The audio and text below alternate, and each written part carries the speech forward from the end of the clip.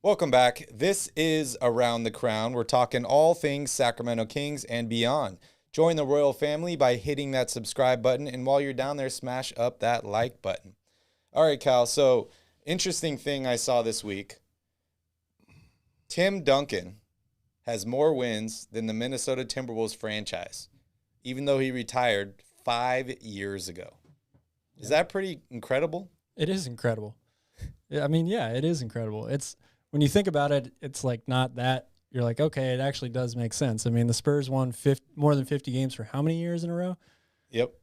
And the Timberwolves have been a bottom dweller for equally the same amount of time. But yeah, we're talking about one of the greatest players in NBA history. So the Kings just need to hit on a draft pick like that, dude. If we could just have, I know, and it's not that easy. I'm making it sound like it's easy. Well, no, but I mean, you're right. That's for any franchise, that is the moment where everything changes. If you can get a guy that's good for 10, 15, 20 years, all the rest fades by, and you're able to have time to rebuild and add guys and do things. Yeah, and San Antonio was doubly lucky because not only did they get the number 1 draft pick and get Tim Duncan, they already had David Robinson, and the reason they got that number 1 pick was because he got hurt the year before, and they lost a crap ton of games. And we've seen that multiple times happen in the NBAs where you draft a guy, something happens, either injury or something else, and you end up getting that number 1 pick again and taking a great player. You know, I talk about it a lot as like a curse to get the number 1 pick or to be a number 1 draft pick, because if you are good enough, like let's say a LeBron James or somebody like that, your team is going to make such a big improvement from being the worst team that you're going to be in that middle ground and you're not going to have a chance to add some younger talent.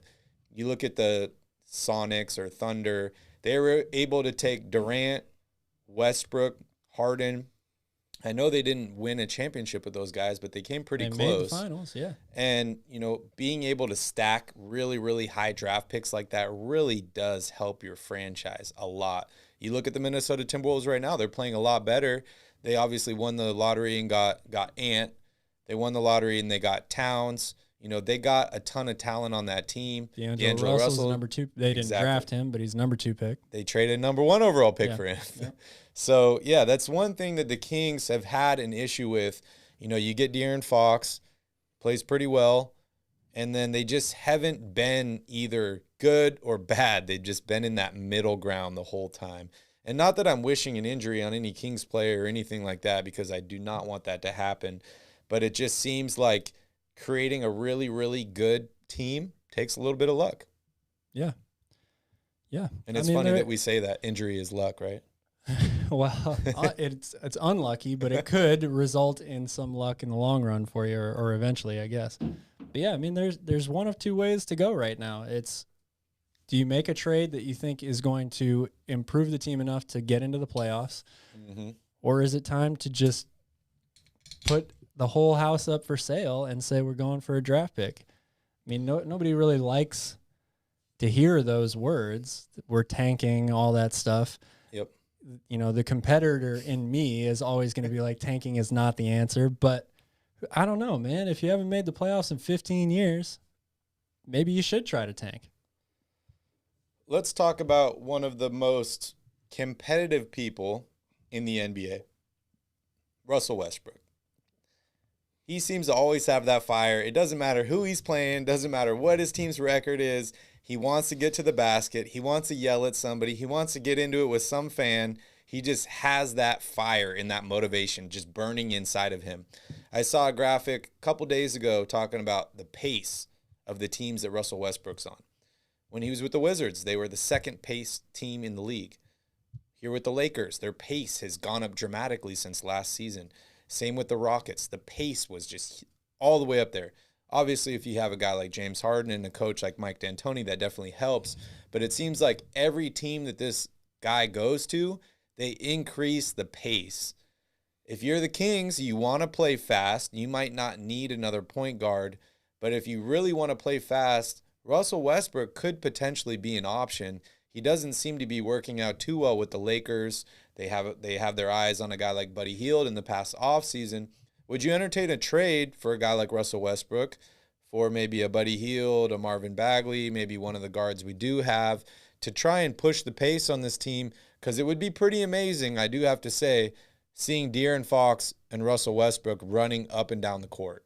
It would be pretty amazing. I mean, that's not a great shooting combo overall, those two, but you're right. They would be able to get to the basket at will.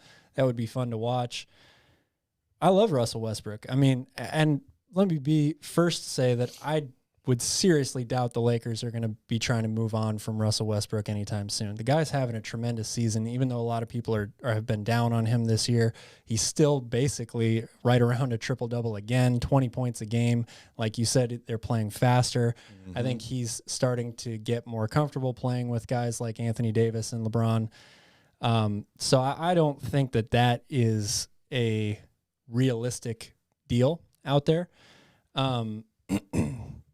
But yeah, I mean, why wouldn't you want a guy like Russell Westbrook on your team?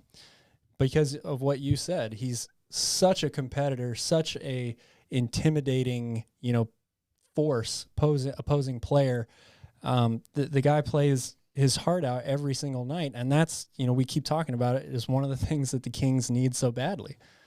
Yeah, I feel like the Lakers got him for pretty much nothing. And, there's no disrespect to Montrezl Harrell, sixth man of the year. Kyle Kuzma has played great. And Washington is playing really good with these new pieces added. But if you think about a guy that averaged a triple-double for like 3 or 4 seasons, has won a couple MVP awards, is obviously a star in this league, the asking price or the price that they got him for was relatively cheap. Yeah. He does make a lot of money, $44 million this season. He makes $47 million next season. It's a player option. It's going to be interesting to see what he does, because $47 million is a lot to turn down, especially to play with a Lakers team with LeBron James and have another chance to win a championship. However, he's 32. He's going to be 33 next year. This could be his last chance to get another big contract. We've seen guys in the past decline a 1-year payday for multiple years and, some, consistency in their pay. Do you think he'll end up returning to the Lakers? Do you think he'll be available? Should the Kings consider making a move after the season if they are able to get a guy like this? Man, I don't know. The Kings have enough pieces on this team to play faster than the Lakers do without adding Russell Westbrook. I mean, they should already be in the top with everybody they have right now. They should be in the top 3 or 4 teams in the league in pace and offensive efficiency, offensive rating, all that stuff. So I don't know, man. That's the other side of the coin with Russell Westbrook. It's like we're talking about one of the all-time great players. I can't think of any other all-time great player that has been traded that many times. It just doesn't make any sense to me. How can you only spend 1 year with a team here, 1 year with a team here, and then they don't want you anymore? It's just the weirdest thing to me. So I don't know. It would cost a lot of money to bring Russell Westbrook in as a free agent. That may not really work for the Kings because they're already strapped for cash. I don't really know about pairing him alongside De'Aaron Fox. Yeah, they would be really exciting to watch run up and down the court, but they're both not known for their shooting. I mean, Fox has been shooting a lot better lately. He's been taking smart shots, but outside shots, no good for either of them. He's got the attitude that you and I have been craving on this Kings team. He definitely does. I'm just not, I don't know, man. He's one of those confusing players. I can't really justify paying him, some $25 to $30 million a year next season. I just don't think that the Kings can improve the overall roster enough if they're expending that much money on 2 guys in Fox and Westbrook. Yeah, I see a lot of people here in the chat that are not very happy with Russell Westbrook to the Kings. But hey, I do have to say, if he were to opt in and the Lakers didn't want him next season, I would be open to a salary dumping move to bring him on and try him out for 1 season with the Kings. I think maybe he could be that guy that could finally help change the culture in Sacramento and get these guys to play hard. I'm going to give you a crazy bold prediction here. Okay. So, Kyrie Irving still hasn't played for the Nets, right? He can't play in Sacramento. No, I'm not talking about Sacramento. Okay. I'm talking about Westbrook. Oh, okay. I'm saying, what if the Nets decide, you know what, Kyrie, we've had it with your shit. You're out of here. Okay. And they reunite Russell Westbrook with KD and Harden next season. Where's Kyrie going? Or you're talking about just signing him as a free agent? Yeah. I think that would be crazy good. We'll see if they were able to squash all the drama that they had. I'm seeing some 2 wants Marvin Bagley for Christian Wood. Yeah, I love Christian Wood. I'd love to have him on this team. It's I think his price is going up. Well, yeah, I don't think a straight up trade would work. First of all, Marvin Bagley doesn't make enough money to do that straight up. But what was I going to say here? Oh, it's just so – it would be so sad if Marvin Bagley finally becomes the player that the Kings wanted him to be when he was drafted. In Houston. Or anywhere, really. I mean, I wish him success no matter what, but yeah, it's just a very tough thing. You're like, okay, he is actually showing signs of getting better now. So do we try to hold on to him, or do we strike while the pot is hot and take advantage of how his trade value could be higher than it's ever been, or whatever? It's an interesting thing.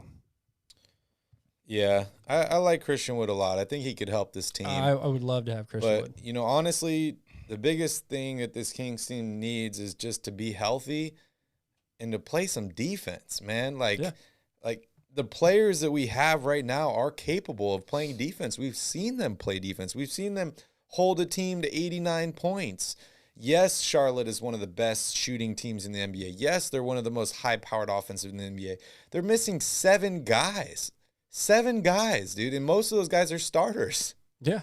So, you got to play defense, and you got to optimize the guys you already have, because it doesn't matter if you bring in an all-star or 2 all-stars or anybody. If you're not able to maximize and get the best out of the guys that you currently have, you're never going to go anywhere.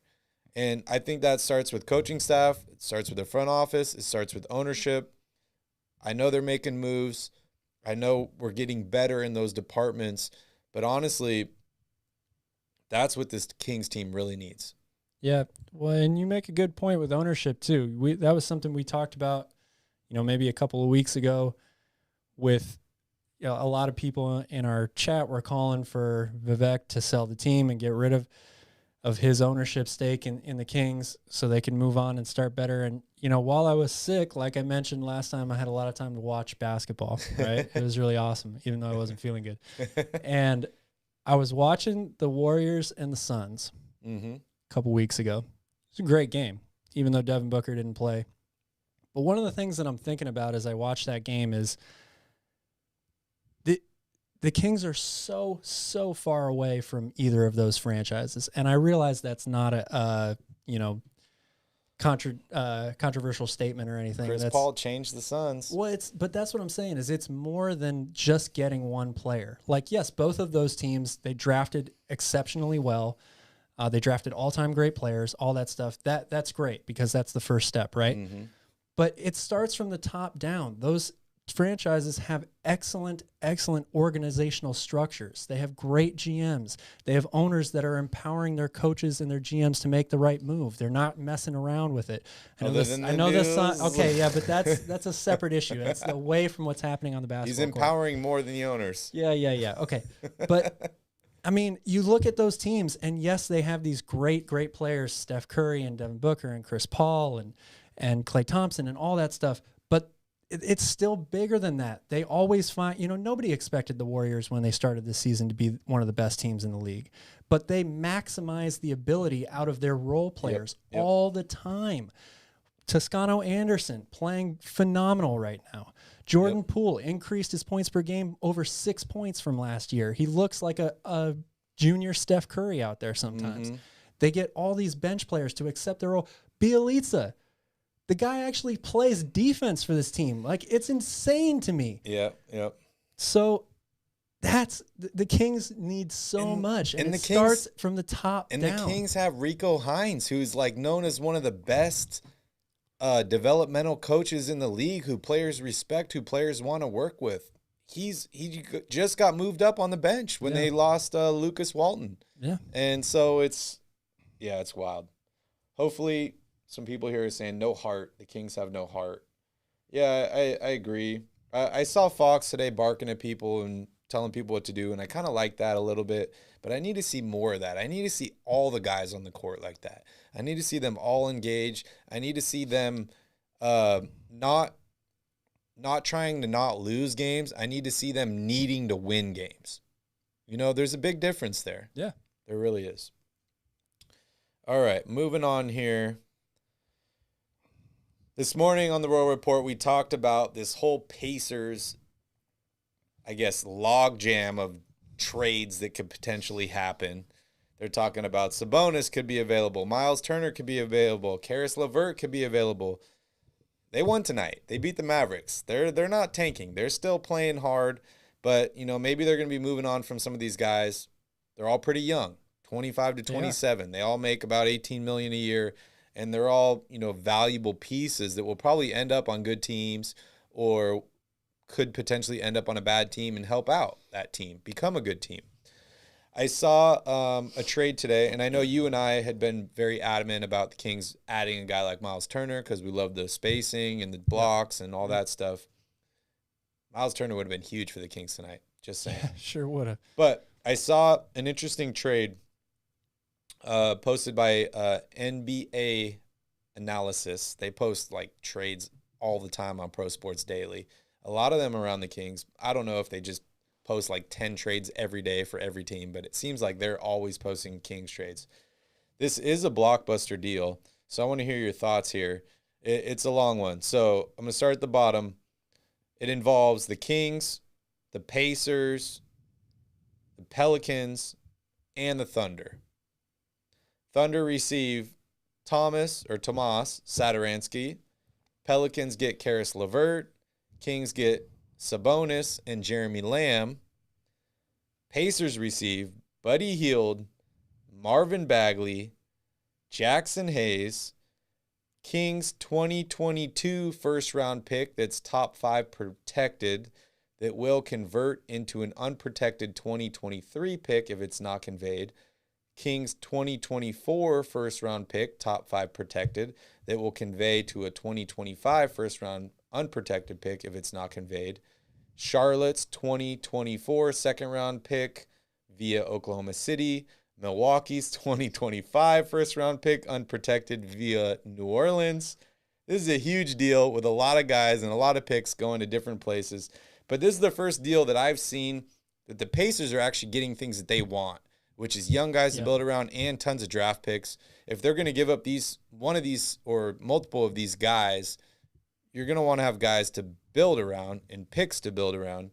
They're only giving up 2 of them in this trade, LeVert and Sabonis. What do you feel about this deal? There's a lot going on in this deal. 2 first-round picks from the Kings, Buddy Hield, Marvin Bagley. Yeah. I mean, and the Kings get Sabonis and who?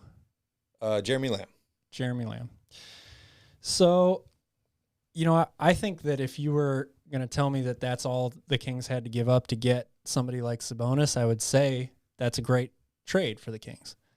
I've already talked about how I'm a little unsure of Sabonis' fit with this team. He is a very tremendous player, very talented offensively, not much of a defender, so we're not adding anything there. And I also don't know how he fits next to Richaun Holmes because he's not a floor spacer. I mean, he shoots from outside occasionally, but he's most effective when he has the ball with his back to the basket on the block down in the post. And he's a great passer as well from the post.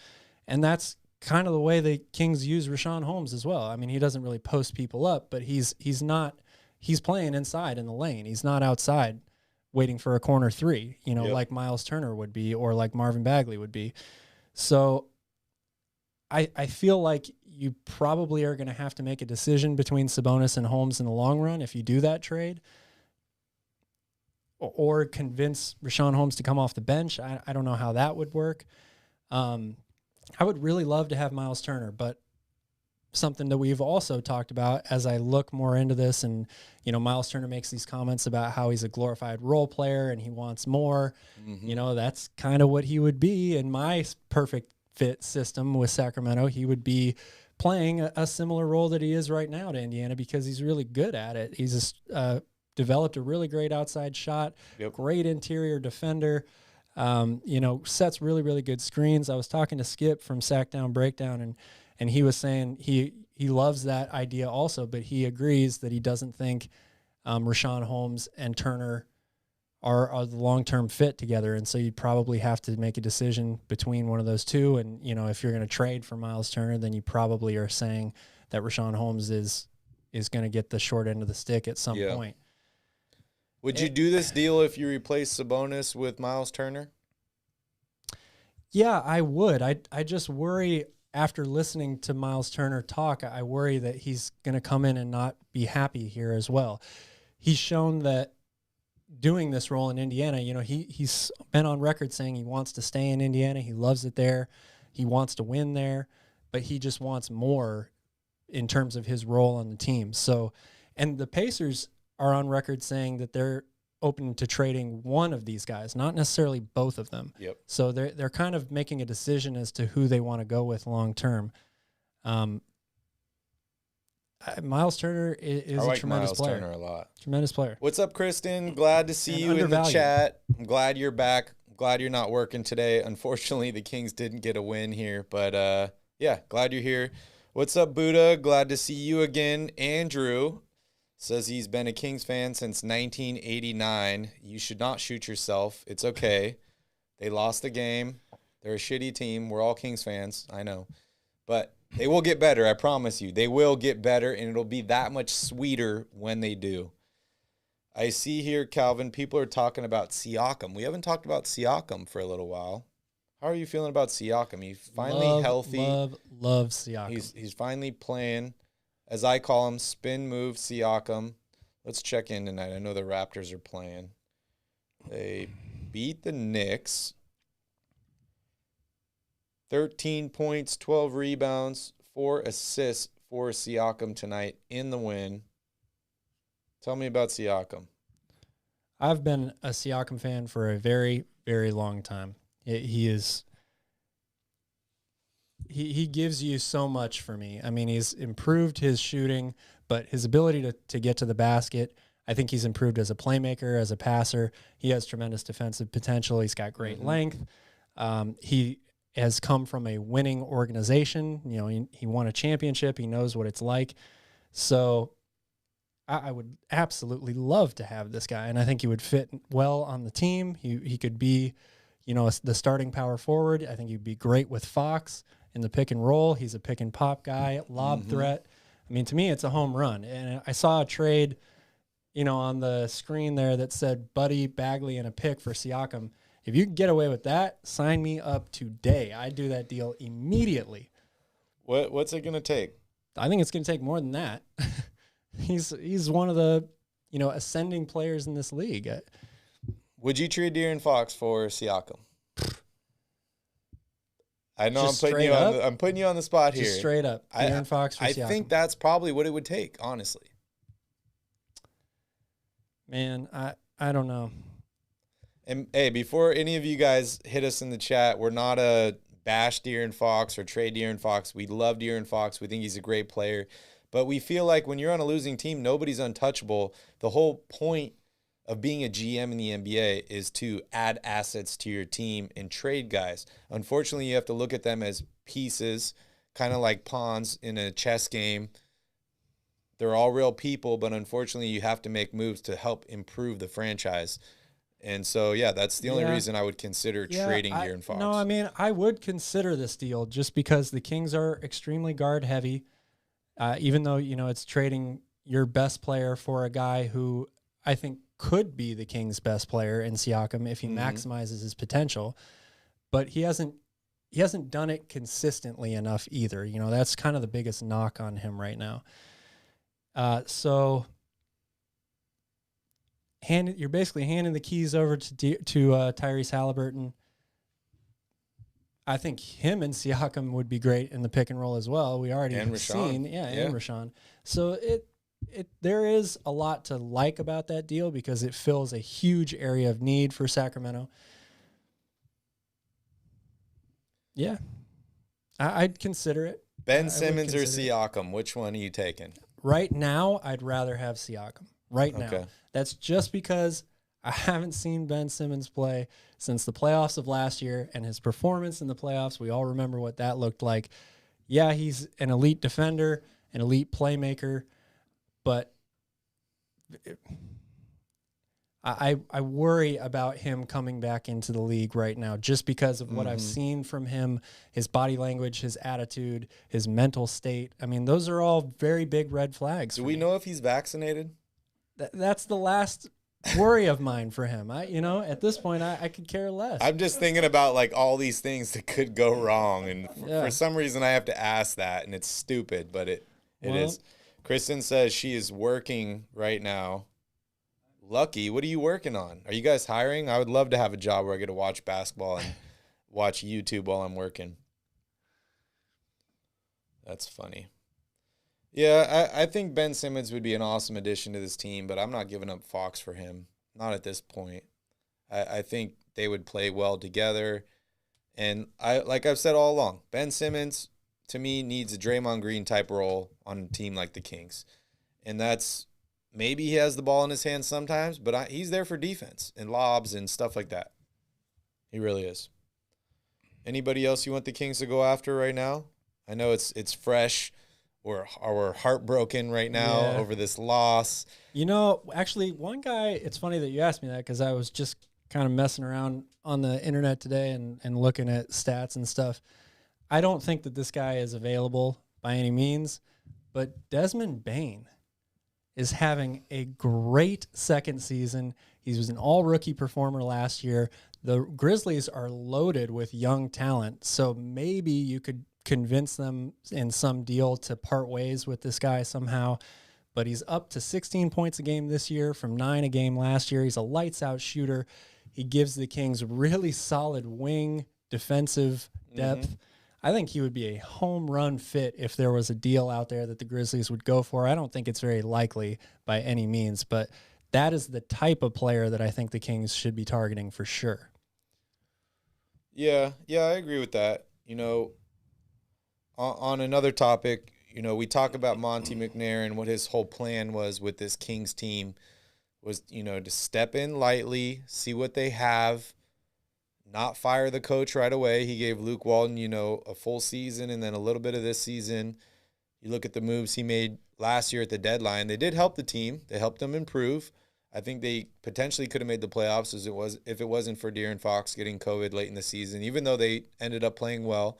But those additions in, Terrence Davis, who's the other guy I'm missing here? Yeah, Charlie, I said it was very unlikely. Who's the other guy I'm missing here? Terrence Davis and the guy they traded to the Hawks. Anyways. I'm sorry, who are we talking about? The additions last year the Kings made late in the year. Oh, DeLon Wright. DeLon Wright, there you go. And DeLon Wright, they end up playing really good for the Kings. So, I'm kind of torn here in the middle where it's like, is he going to try and go after steals like that, not very well-known players that have more potential, that whatever analytic formula they run, they think can help the team? Or are they really still trying to make a big move and make a blockbuster trade on this team? Desmond Bain, I think, would be kind of one of those steal moves that they would make, like, we're sticking with the core, we're just going to try and add a little bit to it to help them move on, versus a guy like Ben Simmons or Siakam is kind of hitting the, like, fuck it button and, we need to start over or we need to try something new. I see some people here talking about Marcus Morris, Marcus Smart, Buddy Hield, trading, for those guys. You and I both love Marcus Smart. Don't always love his play on the court and some of the not so smart moves that he makes, but we love his leadership. We love his passion. We love his aggression on the court.